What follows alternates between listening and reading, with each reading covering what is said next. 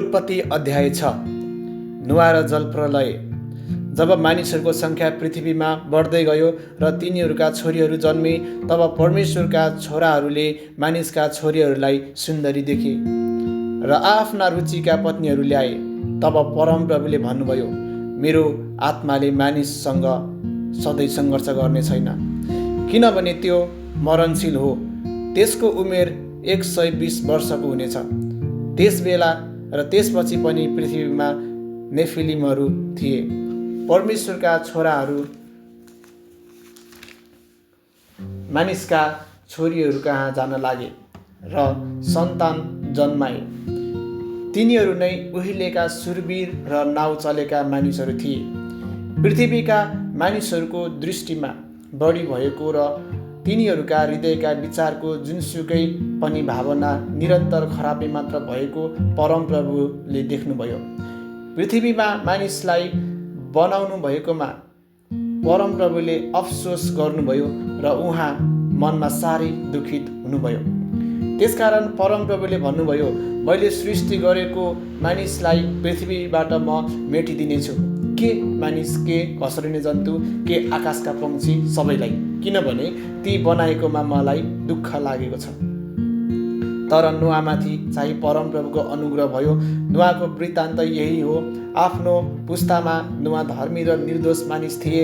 तिनी परमेश्वरको साथै हिँड्ने गर्थे। नुआका 3 जना छोराहरू जन्मे, सेम, हाम र एपेत।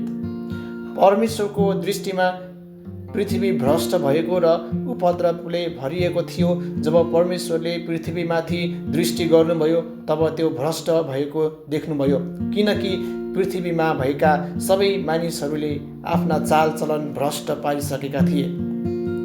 यसकारण परमेश्वरले नुआलाई भन्नुभयो, सबै मानिसहरूको अन्त्य गर्ने मैले अठोट गरेको छु, किनभने पृथ्वी तिनीहरूद्वारा उपद्रवले भरिएको छ।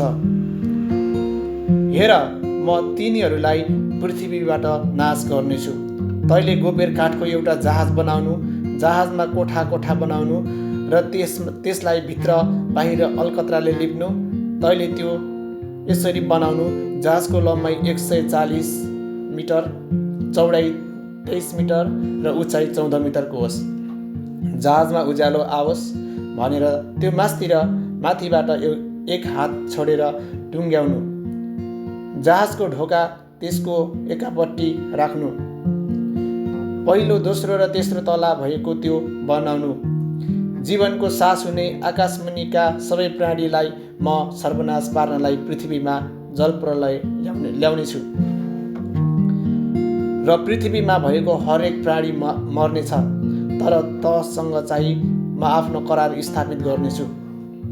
त तेरा छोराहरू, तेरी पत्नी र तेरा बुहारीहरू समेत जहाजमा आउनेछस्। सबै जीवित प्राणी मध्ये हरेक जातका भाले र पोथी 2-2 गरी जहाजमा ले र तिनीहरू पनि तसँग बाँचिरहन्। पन्छीहरूमध्ये तिनीहरूका जात अनुसार, पशुहरूमध्ये तिनीहरूका जात अनुसार र जमिनमा घस्रिने सबै प्राणीहरूमध्ये जात अनुसार सबै थरीका 2वटा तिनीहरू जीवित रहनलाई तहका आउनेछन्। हरेक किसिमका आहारा पनि तैँले आफ्नो साथमा जम्मा गरेर राख्नु। ती तेरो र तिनीहरूको निम्ति आहारा हुनेछन्। परमेश्वरले नुआलाई आज्ञा गर्नु भए बमोजिम तिनले सबै गरे।